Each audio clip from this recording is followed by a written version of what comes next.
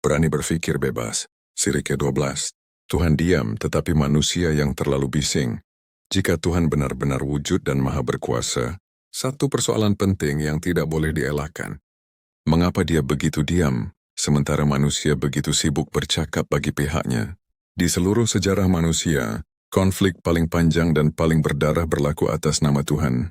Manusia bertelagah tentang siapa paling benar, siapa paling suci dan siapa paling memenuhi kehendak Tuhan. Anehnya, Tuhan yang katanya puncak kebenaran itu sendiri, tidak pernah muncul untuk menjelaskan apa-apa. Yang bersuara hanyalah manusia. Yang bertindak hanyalah manusia. Yang saling membunuh juga manusia. Jika Tuhan memang wujud, dia seharusnya tampil menyelesaikan pertelingkahan. Dia seharusnya menjelaskan kebenaran sejelas-jelasnya. Bukan melalui teks kabur yang bergantung kepada tafsir dan ijtihad.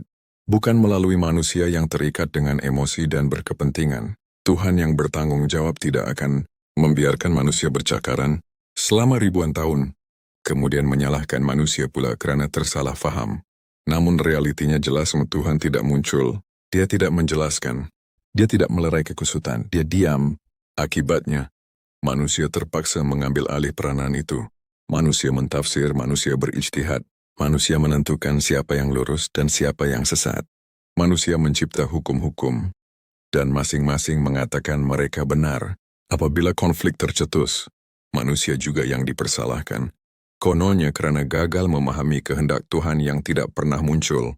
Nah, disinilah paradoks terbesar agama. Tuhan digambarkan maha mengetahui, maha adil, maha berkuasa.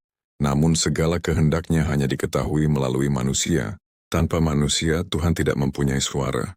Tanpa manusia, kehendaknya tidak dapat diketahui. Tanpa manusia, Tuhan tidak berfungsi. Maka siapa sebenarnya yang lebih berkuasa? Jika Tuhan itu benar, seharusnya dia tidak perlukan pembela. Jika kebenaran mutlak itu benar, seharusnya tidak perlukan tentara emosi.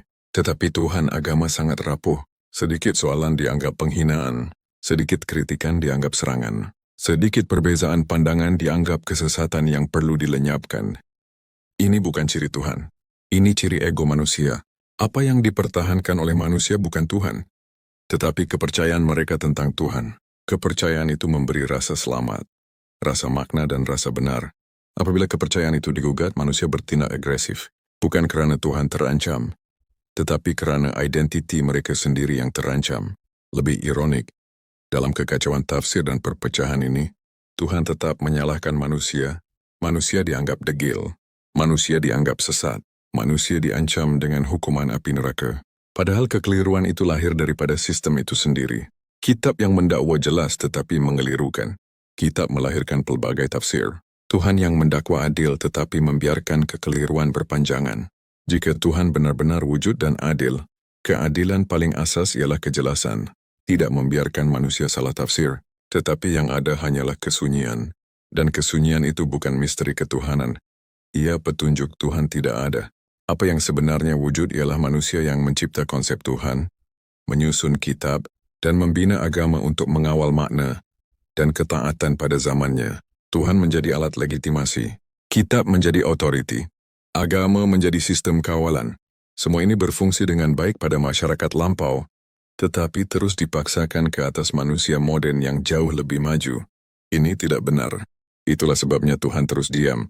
Bukan karena dia sedang menguji manusia, tetapi karena dia sendiri tidak pernah wujud untuk bercakap sejak awal. Yang wujud hanyalah suara manusia, bising, emosional, dan saling bercanggah, yang masih berusaha mempertahankan ciptaan pikirannya sendiri. Dan pertanyaan bukan lagi, kenapa manusia menyalahgunakan agama? Tetapi, mengapa manusia masih mempertahankan Tuhan yang tidak pernah terbukti wujud, tidak pernah muncul untuk mempertahankan dirinya sendiri? Berani berpikir bebas. Sir Moza.